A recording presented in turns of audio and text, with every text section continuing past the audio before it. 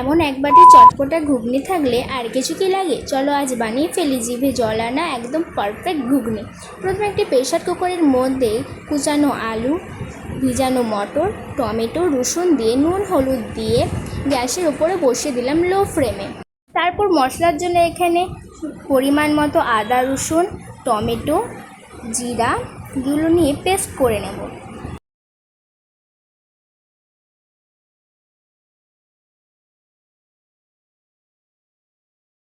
তারপর এখানে আমরা নিয়েছি কুচানো পেঁয়াজ। মাত্র দুটো শুটেতেই মটর আলু ভালোভাবে সিদ্ধ হয়ে গেছে।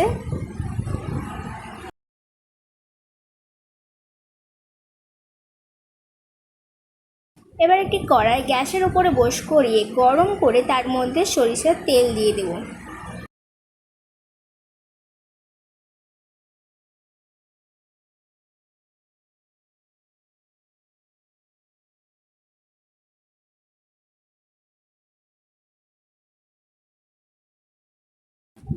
তেল গরম হলে ওর মধ্যে গোটা কয়েক তেজপাতা দেব। তারপর এর মধ্যে অল্পখানি চিনি দিলাম।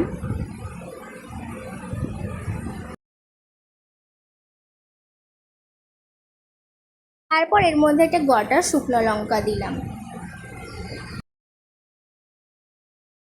তারপর কুচিয়ে রাখা পেঁয়াজগুলোকে সব একসঙ্গে দিয়ে দিলাম। সব কিছু দেওয়া হয়ে গেলে একসঙ্গে মিশিয়ে নেব। তারপর গ্যাসটাকে লো ফ্লেমে রেখে আস্তে আস্তে করে ভাজবো।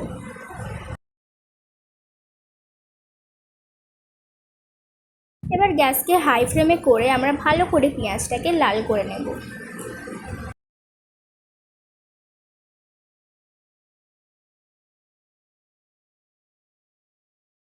তারপর এর মধ্যে একটি হাফ টমেটো দিয়ে দিলাম স্বাদের জন্য।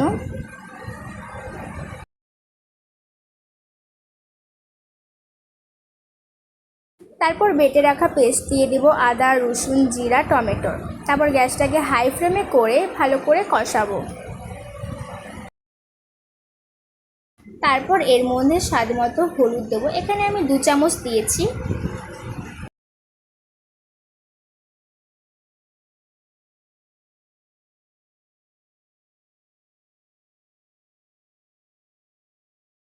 তারপর এখানে লঙ্কার গুঁড়ি দিলাম, যে যেমন ঝাল খাবে সেরকম হিসেবে দেবে। আমরা এখানে 3 চামচ দিলাম। তারপর সব কিছুকে একসঙ্গে মিশিয়ে নিয়ে আবার কষাতে শুরু করব।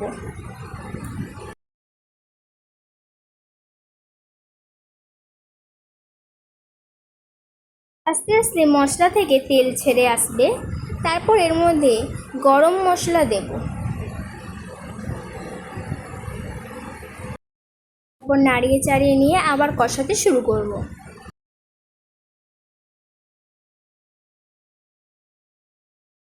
তারপর এর মধ্যে চিনি দিলাম স্বাদ মতো, আর দিলাম স্বাদ মতো লবণ।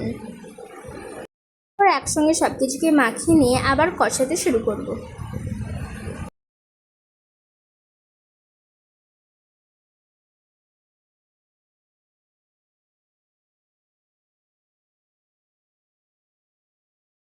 কষানো একদম কমপ্লিট। তারপরে এর মধ্যে সামান্য জল দেব। গ্যাসটাকে হাই ফ্লেমে করে আস্তে আস্তে মশলাটাকে ফুটতে দেব।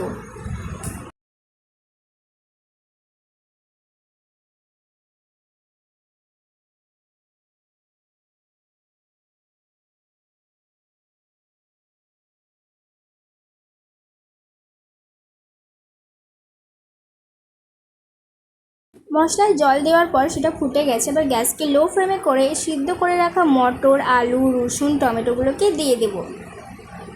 তারপর একসঙ্গে সব কিছুকে মাখিয়ে নিয়ে মটর আলু সিদ্ধর সাথে মশলাটাকে আবার ভালো করে কষাতে লাগবো।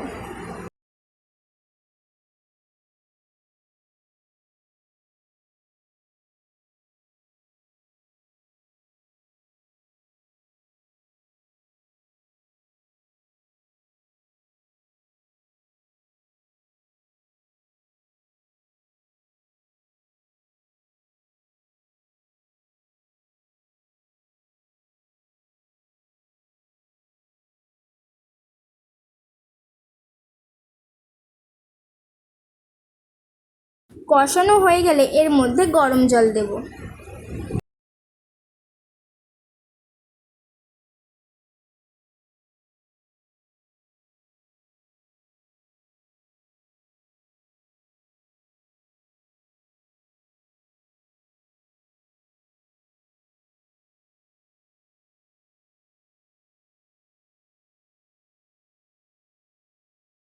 তারপর এর মধ্যে বাড়ির তৈরি গরম মশলা আর স্বাদ মতো একটু নুন দিলাম।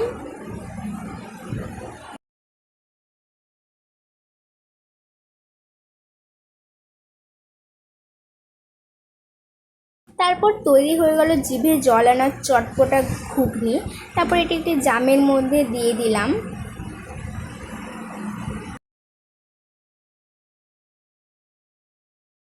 চলো এবার টেস্ট করা যাক। ঘুগনির মধ্যে পেঁয়াজ কুচানো, শসা কুচানো আর একটু লেবুর রস দিয়ে তোমাদের সামনে সার্ভ করব।